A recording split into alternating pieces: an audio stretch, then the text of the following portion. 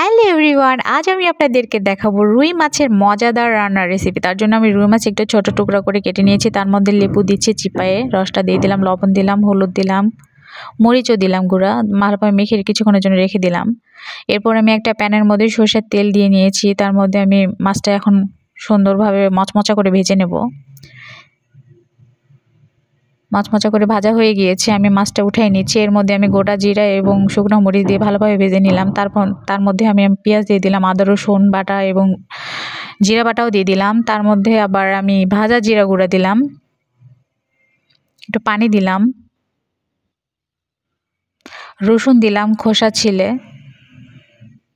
লবণ দিলাম, মরিচ গুঁড়া দিলাম, হলুদ গুঁড়া দিলাম,